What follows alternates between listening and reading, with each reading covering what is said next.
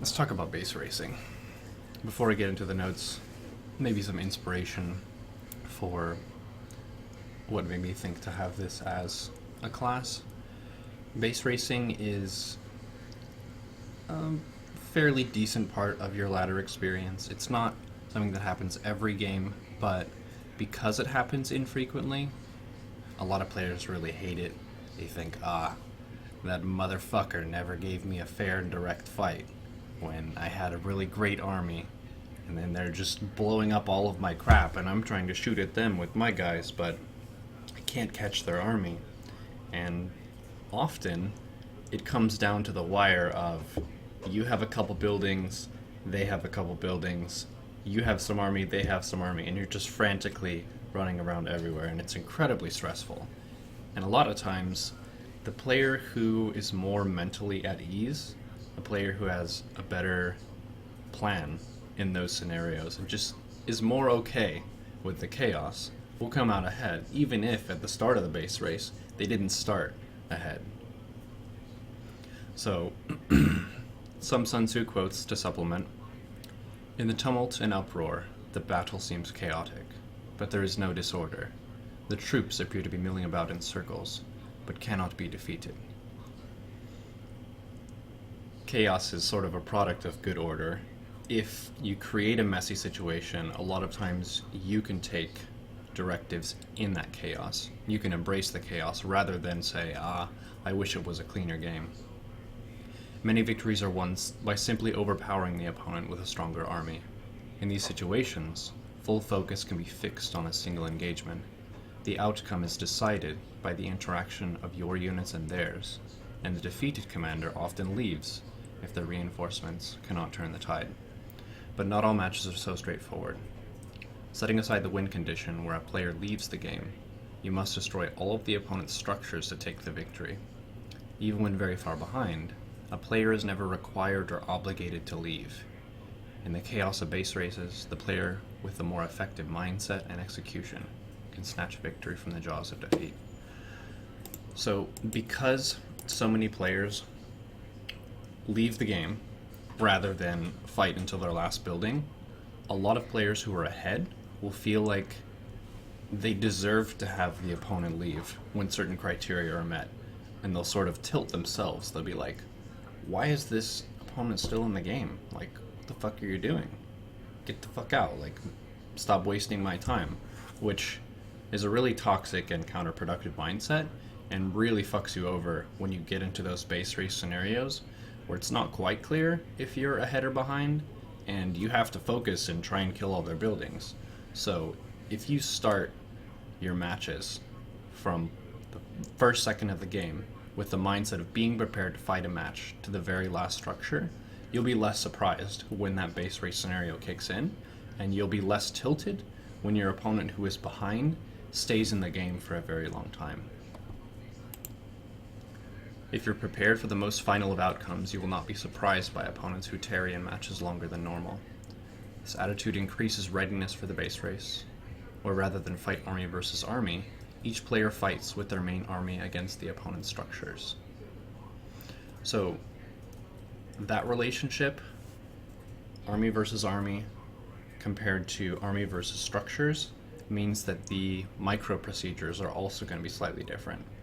You are against a lot of things that don't fight back, and it becomes more of a process of seeing how well you can deal and spread your damage in the most efficient and effective way, rather than trying to get like an amazing surround or trying to land a lot of spells on your opponent's army. It's just straightforward, how quickly can we wreck their stuff.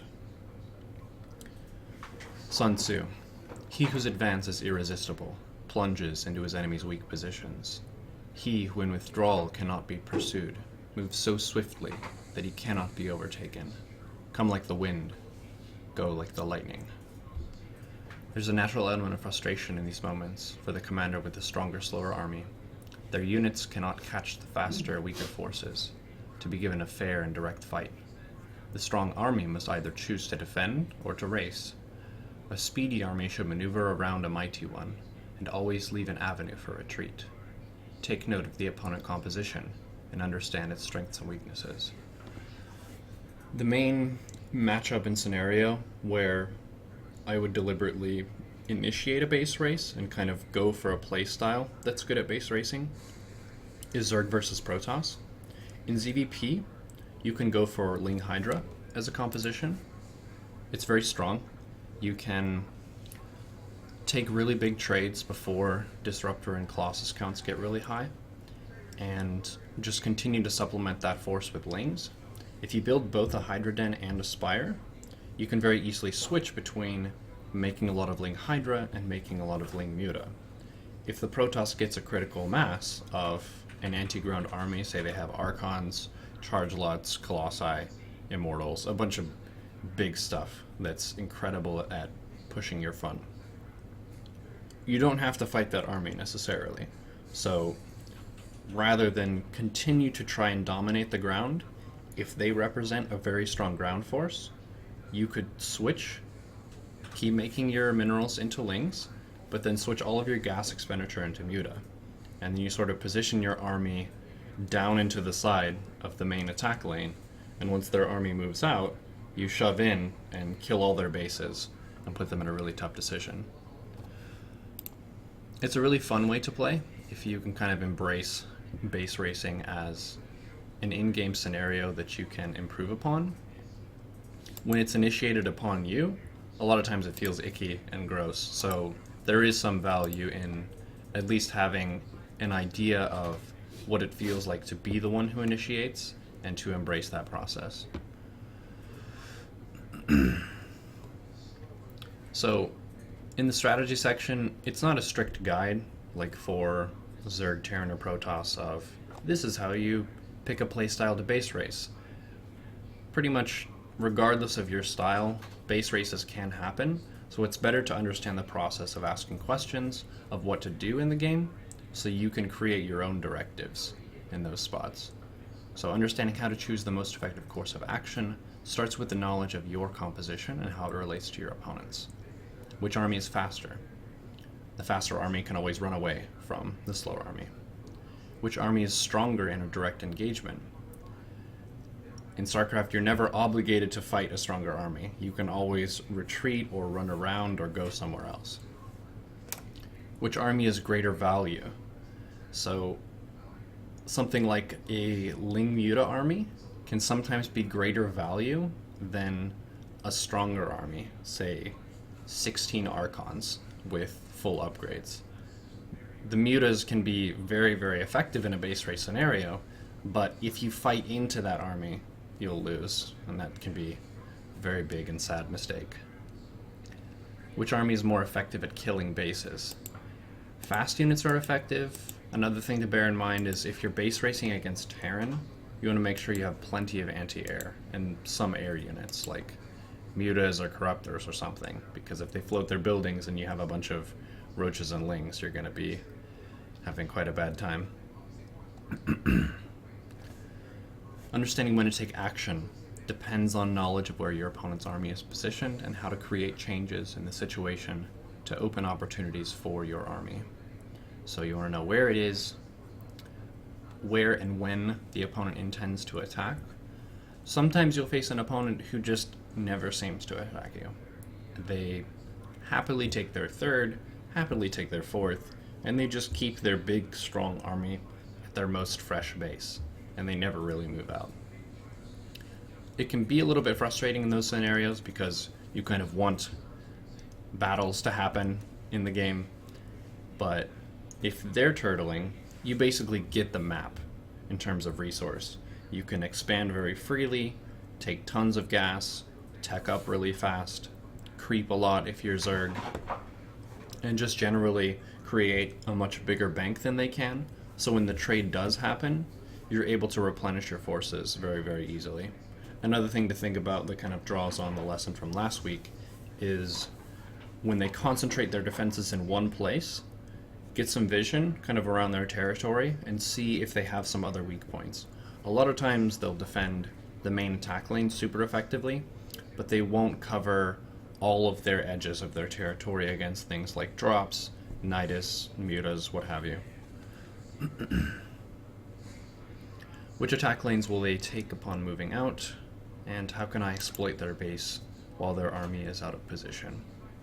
So base racing is sort of the all or nothing moment where it becomes everything you have trying to kill their stuff, everything they have trying to kill your stuff, but often you can exploit their base with just part of your army. You don't need to use the whole thing. So this is more common in ZVT, Ling, Bane, Muta. When a bio army sort of moves out on the map, you can just have a small group of Lings and Banes, say maybe 16 Lings and 4 Banes. The Terran army moves out, you run those into like a third base, and you wipe an SCV line. It's not a race, you just had something that exploited their army once it moved out. Usually the stronger, slower army will take the shortest rush attack lane to strike at the opponent when they feel they have the ability to kill them. A more mobile army should position itself perpendicularly to this lane with the vision of the large army's progress. When the large army crosses the middle of the map, the mobile army can sweep into the enemy base and put the stronger force at a tough decision. They can either spend time to return home and defend, which costs them something, and they'll take damage in the interim, or press on and attempt to kill the opponent while defending with reinforcements and static. One thing to touch on, you want to know when they cross mid-map, have some tool to scout that. You can either have some overlords that are kind of giving you vision of the center of the map. You can also burrow a unit if you're Zerg. You can put an observer if you're Protoss.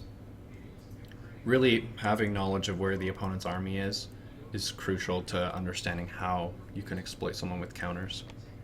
If you counter too early, you can kind of trap yourself where you rush in, start dealing damage, they retreat really quickly, and have a much stronger army and just sweep your forces. So you want to make sure they make a decent advance across the map before you rush in and try to attack them.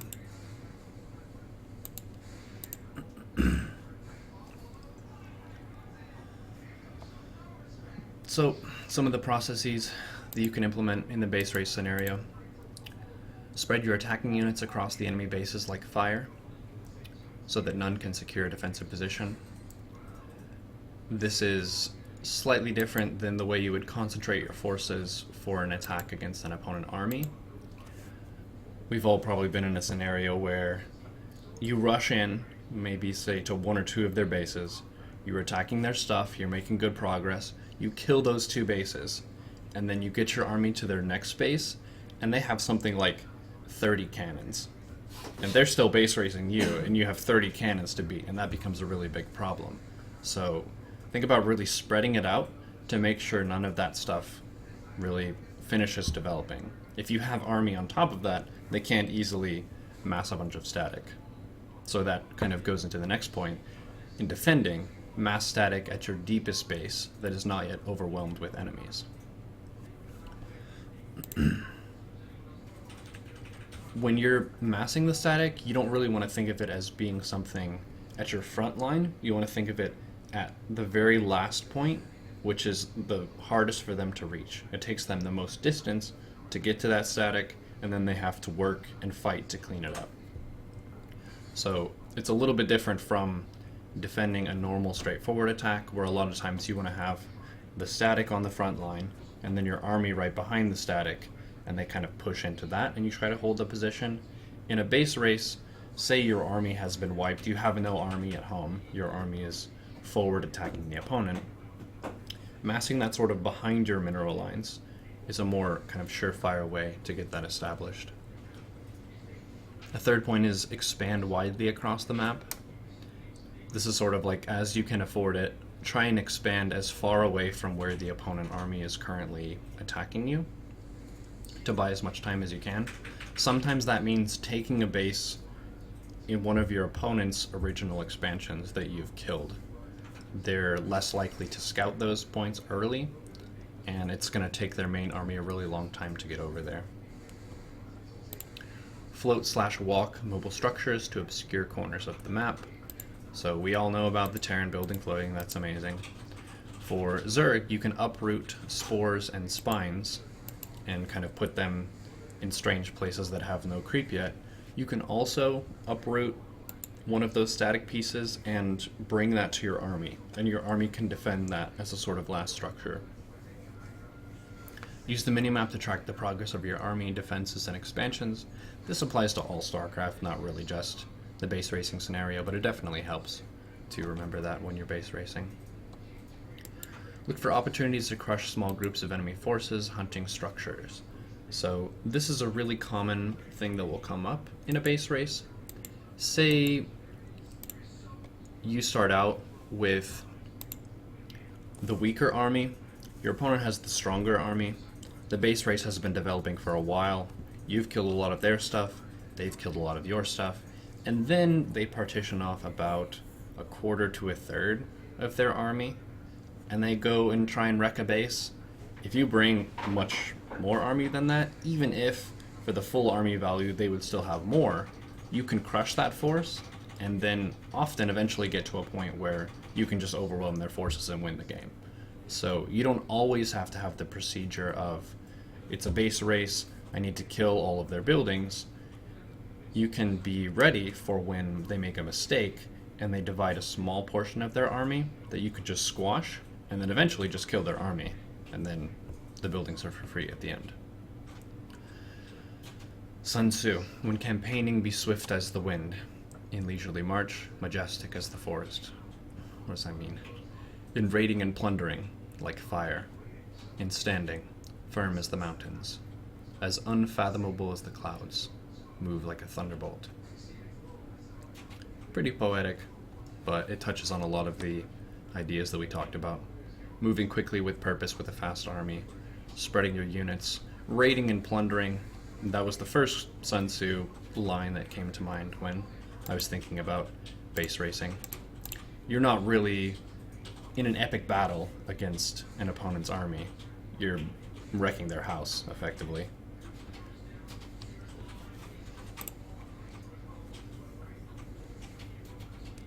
Do you attack with your full force in the base race, or leave some home to slow down their attack on your base? Normally, you'll be using your reinforcements to slow their advance, and you'll attack with your full force. It'll be very difficult to get army around their army once they've made their advance halfway across the map. So, yeah, not really keeping very much at home, since you want to be killing their stuff as quickly as you possibly can. And your opponent also will have some reinforcements coming out from their production.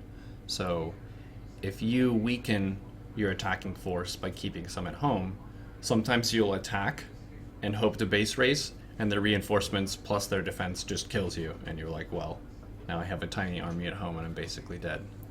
It's obviously something that you would take on a case-by-case basis, but generally, you have your whole army basically on one hotkey, you move it to a hidden position to get ready to race, and then you go attack and race once they get halfway across the map. And then as they're attacking into you, you rally your reinforcements, maybe on a different hotkey, to a deep point in your base with a bunch of static mass, and you try to buy as much time as you can. So a short mechanic section on this. Order and disorder depend on organization. The effective use of control groups allows for clear relegation of tasks between defensive forces and offensive armies. When fighting is spread across the map, being able to double tap a control group to center it on the camera on those units reduces precious time. Base camera feature, you can cycle between your town hall structures, that can be pretty useful. And then camera location hotkeys are immensely useful, but there's a point in a base race when you've lost your first, second, third, fourth bases, and you have random bases scattered on the map. It's useful to just kind of rebind. This is location 1, this is location 2, 3, 4. It's kind of like a soft reset on the match, where both players have most of their bases wiped, they expand elsewhere, but those expansions are at very different locations from the start of the game. And you don't really need to reference like the old first base location that has been totally destroyed and mined out for a really long time. So, for a sort of demo, I wanted to open it up in a custom game. There was a patch recently, so the replays from the previous one won't be effective. I'll just kind of do it. You raced against Protoss yesterday? That's damn good. Okay, let's do an imaginary, very easy Protoss. I'll just macro up to about like 3 base economy-ish, and I'll do the Ling Hydra into Muta type of thing. And mainly with this, we'll look at control group use, the positioning of the army, and how to think about building static once the base race begins, and where you could potentially expand. We'll have to imagine the opponent a little bit, since it's quite difficult to get a Protoss to want to base race with you.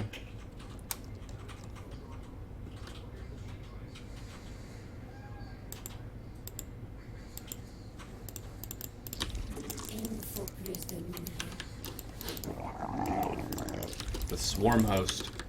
So the Swarm Host was recently changed. This is some Zerg specific information, I suppose. The exact cost, as someone pointed out, isn't totally clear, but the role of the Swarm Host is now more similar to the Roach, meaning you get more bang for your buck, but it's more supply inefficient. So it takes up more space in your 200 supply. It's sort of a liability once you have a maxed army. So it's probably something they want people to use more in the mid game than just in the late game. Before the patch in Legacy of the Void, the Swarm Host was a piece that only really made sense to build if the opponent was playing hyper defensive, meaning they were sort of walling off these areas with structures, defense, and you can't break that in a cost-effective way. So you could just shoot free units, locusts from the Swarm Host at them, and that would be a way to kind of whittle down their outer defenses.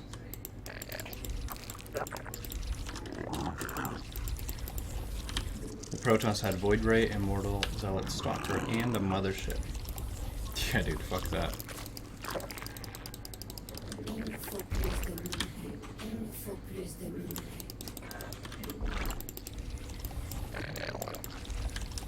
So I'm doing a very basic rehatch pool gas opener. Pretty safe on this map. One thing that you could check for if you're worried is when this hatch is at 50%, just path a drone around to check for cannon rush. If you want to be super safe, you could first send that drone here or here to check for proxy gateway, and then you could check for cannon.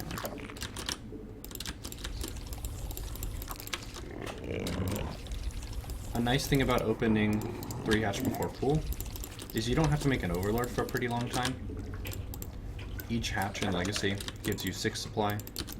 The Town Hall structures for Terran and Protoss also give more supply than they did in Heart of the Swarm. So you can kind of think about taking a new base is kind of mostly like building an overlord.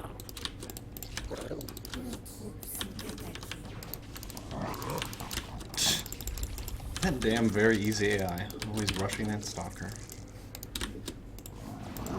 Poor Oscar the Overlord. Oh, survival.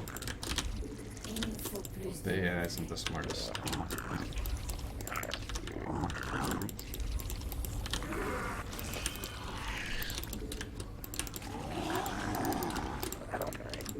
Yeah, the role of the Swarm Host was completely changed from HOTS to Legacy. Really, in HOTS, they changed it because it was creating a lot of pretty boring stalemate scenarios for a lot of players. Ain't nobody want to see a 3-hour game where it's mass Swarm Host, mass static D. I mean, it's kind of fun to play. Like, it feels like a slower StarCraft match that means positioning is a lot more important, but for the viewership, really quite uninteresting, like at least per second. I won't worry about upgrades for this build. I'll just kind of drone up, get the Hydra den, get the lair, get the Spire. I didn't really talk too much about it, but using Burrow in a base race scenario is hugely valuable for keeping your drones alive. A lot of times when a base race happens, their detection won't make it all the way into your bases to kind of make sure they can kill your burrowed units. So, say they push through a base like this, you burrow your drones, they move on to a different base, you can unburrow them and then sneak them out to a different expansion on the map.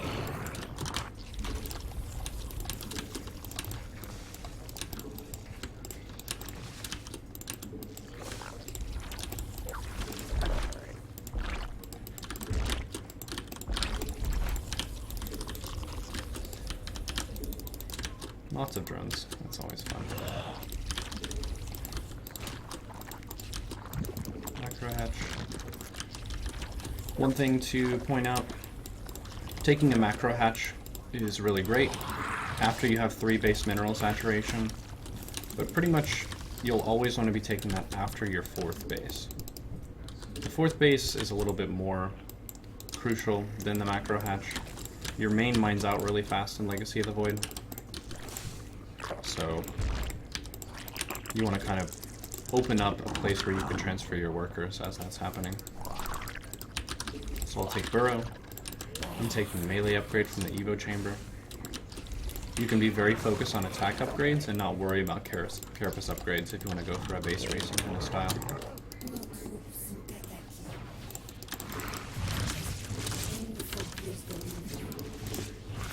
So I have 4 scouting links on the map. I wanted to make some Hydras, but I didn't want to pull these away from their spots, so I just rebound my army from scratch with these 6 Hydras. Run.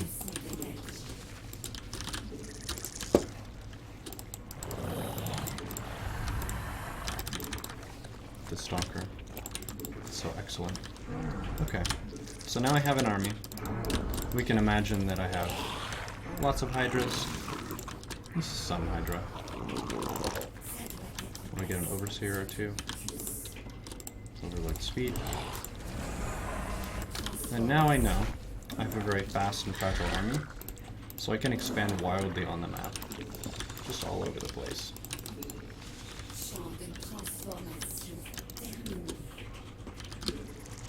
Start making mutas with my gas, and then rally them. Especially against Protoss, it's kind of nice to conceal your mutaflock until you have a very large number. So rather than be active with like 5 to 8 mutas, just keep making mutas and keep them hidden, and then all of a sudden you come out with like 15 or so mutas.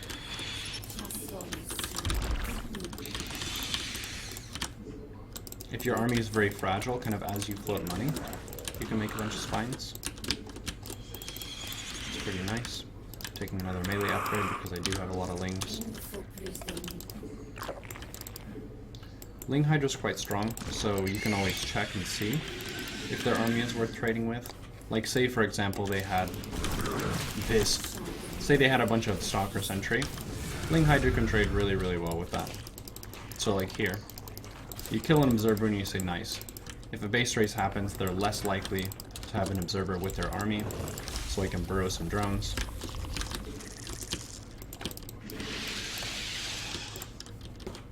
So I'll sort of position the army, and then we'll simulate a base race.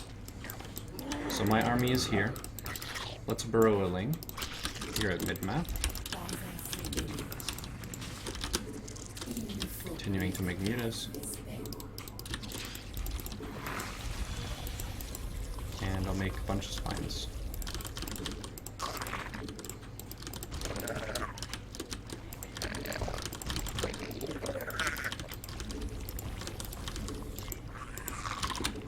And I will also make a bunch of Hydras, but bound on a separate hotkey, so they don't run across the map and crash into the opponent. This Ling here, let's say for example, they see an army run past, the Ling Hydra will rush in, and the mutas will rush in at the same time. Amazing. And now I want to spread through their bases like fire. Make sure everything is being attacked. Nothing can really escape. Say this base was vulnerable. I could transfer them to a different base. Rebuild here. Rebuild tech is really good. Go down to the bottom and burrow. These could burrow. Also need some spores. I think some spores can be good too.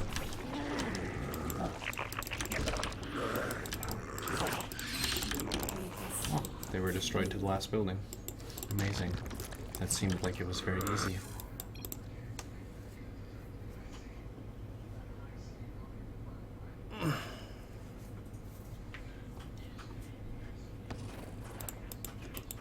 Yeah, for the hidden bases, you don't necessarily need to hotkey them with the rest of your hatcheries immediately. Mainly that's because, kind of as you mentioned, sometimes your units will be rallied between your regular bases and the hidden bases, which can tip your opponent off that you do have a hidden base. And if you have mutas, you don't really want those flying from a hidden base into their army. That would be quite a mess. So I didn't have the hidden bases hotkeyed when the base race began. You can kind of manage them independently from your other bases. So you can put them on camera location hotkeys for one, or you can just cycle through them using the base camera method. Both of those are legitimate.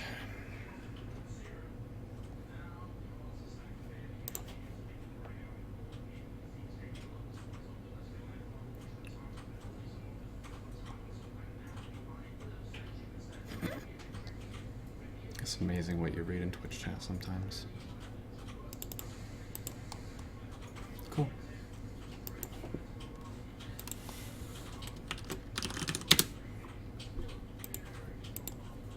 So this will be saved as a VOD.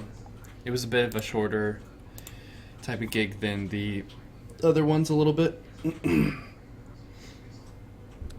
But it's a fairly rare scenario in your ladder experience. Space racing isn't super common, unless you're one of those players who tries to do it often, which is legit. Do you have a rule for not getting supply blocked? So, a general rule of thumb, this isn't a perfect rule, but in the droning phase, per base of mineral saturation you have, where one base of mineral saturation is 16 workers mining minerals, you make one overlord. So you have one base economy, one overlord at a time as you're making drones. You have two base economy, two overlords at a time as you're making drones.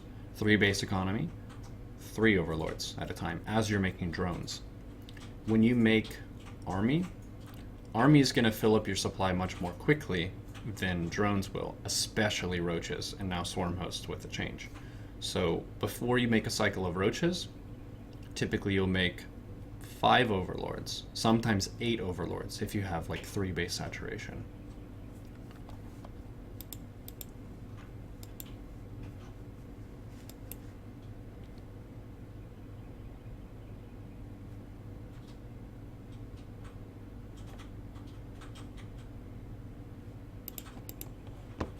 Make overlords after injecting.